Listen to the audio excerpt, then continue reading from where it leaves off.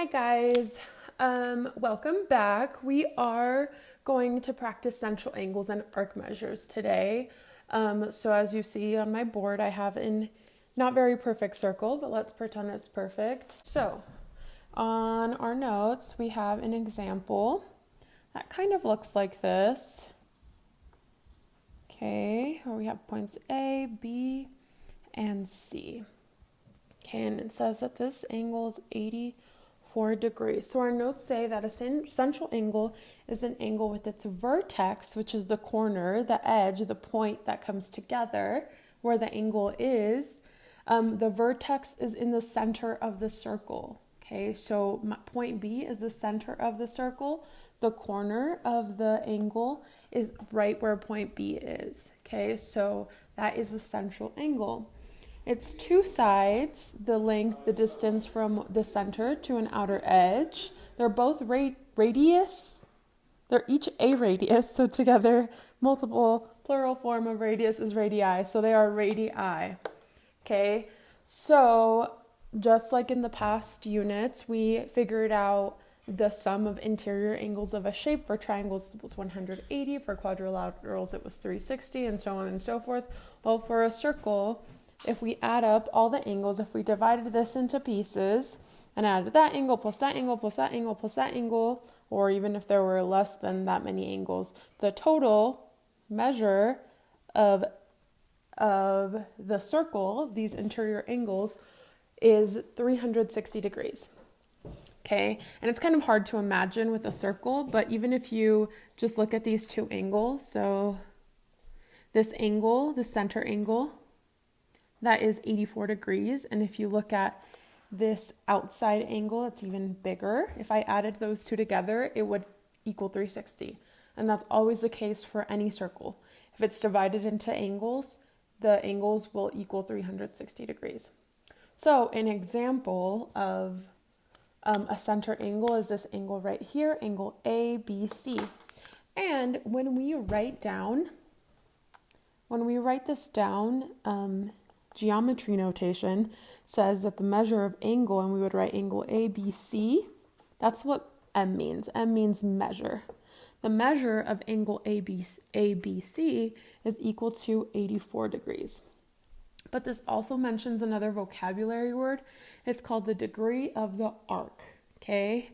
So the arc is the distance formed by two endpoints of a central angle. So if this is my central angle, the two endpoints they have to land on that outer edge of the circle, on that line, okay? So, so the degree of the arc, the degree of this curve right here, we call it a degree of the arc. It's just another name, but it's the same measure as that central angle. So I'm just going to kind of write it down. The measure of angle ABC, the measure of that angle can sometimes be written as the measure of arc AC, okay, because AC are the two endpoints, okay? And when they're close together, we can just write the 2. When they're less than like 180 degrees, when they're less than half of the circle, we can write the measure of AC, okay? So the degree of the arc is the same thing as the degree of that center angle. They're the same measurement. They're just different names for it, okay, when we're referring to the arc of the circle. So in our example, it says that measure AC is 84 degrees. And that the measure of angle A, and then it has a point right here, DC, ADC, it just tells us that it's this whole other arc over here. The measure of that is just 360 minus 84 degrees, which is 276 degrees. In your homework, you might have a problem that's something like this. The center, let's just call that N. Okay, and it has some radii sticking out. Okay, and we're going to call this point J, K, M, L. Okay, and let's say this angle is 21 degrees. Okay, this looks like a diameter. They go straight across from each other. Okay, so let's just find the measure of each one of these arcs. So how many arcs are there? It's how many sectors the circles is divided into. So I see one right there. So I'm just going to write the measure of arc JK, and remember that's just math notation.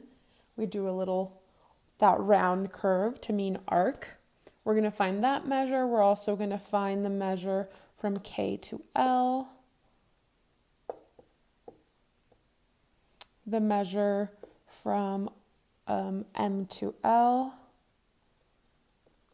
of that arc, and then the measure of J to M of the arc JM. Okay, so we can just figure this out pretty easy. So first of all, the degree of the arc JK is 21 degrees because that's what it tells us. Remember, we learned that when there are two lines that cross each other, the opposite angles are going to be the same. So if that's 21 degrees, this has to be 21 degrees as well. And that is arc ML. So I know arc ML is 21 degrees. So I know that this whole circle will add up to 360 degrees. I already know these two angles. I just want to figure out these two. And I know these two are going to be the same because they're also opposite of each other, these two diameters crossing. So I'm just going to go ahead and say, okay, I know my total circle is 360 degrees. I'm going to subtract 21 to that, and that gives me these three angles put together. But now I want to subtract this angle as well. So I'm going to subtract 21 again. So that gives me 318. Okay, so I know these two angles put together is 318 degrees, but I want to know each one of them, and I know they're equal, so I'm going to divide it by 2. So each of those angles is 159 degrees. So this is 159 degrees, and this is 159 degrees. So the measure of their arcs is the same thing, 159 degrees and 159 degrees. So now let's try to use what we know to find the arc length of a circle. Our notes tell us that L, the arc length of a circle, that's just a cursive L, is equal to X times C divided by 360. The notes make it kind of look like a minus sign because there's a bunch of things written over it, but just know that it's a multiplication symbol, okay? We're multiplying the measure of the center angle, okay, so X is equal to the degree measure of the arc, which is the same thing, but our notes say degree measure of the arc, so let's keep it that way. The degree measure of the arc, and C is equal to the circumference, which if you remember how to calculate circumference, the circumference equals 2 pi r, okay? 2 times pi times the radius, okay? And sometimes we're given the diameter. Sometimes if we're given the full diameter of a circle, we have to go ahead and divide that diameter by 2, and that'll give us the radius. Just a reminder if you forgot how to do that. So I'm gonna do an example problem where I solve for the arc length of a circle. So let's say I have a circle. Let's say it has lines like that. That's the center of the circle. Okay, let's call this A, B, C, D, and then the center point, we're going to call it E. Okay, let's say this is 68 degrees. That center angle, or that degree of the arc BC is 68 degrees. Let's say that this distance is 15. Okay, I don't know, 15, let's say 15 centimeters, whatever. Okay, so I want to find the length of the arc CD. So I want to go ahead and find this arc, CD. Okay, so how do I even do that? So first of all, in my formula, I need to know the degree measure of that arc, okay, to know the distance from this point to the other. So I use this degree, this measurement right here. I'm going to call it x because that's what it is in my formula. Okay, x. I need to find x and then plug things in. Okay, I know I can find the circumference because I'm given a radius. So let's try to find those. Let's first solve for x. Okay, so I know if this is 68 degrees, the opposite angle has to be 68 degrees.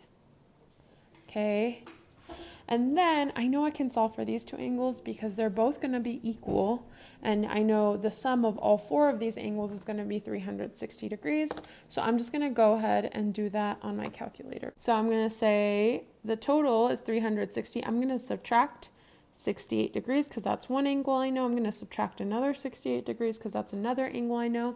So these two angles put together is 224 degrees. Now they're equal, so I'm just going to divide that by 2 to get one of them. Okay, so x equals 112 degrees. Okay, that is not only the measure of this angle, it's the degree measure of the arc of CD. So x, in other words, the measure of CD of that arc is equal to 112 degrees. Okay, now let's find the circumference because I also need that in my formula. The circumference equals 2 pi times r. So that's 2 times pi times the radius, which I know is 15.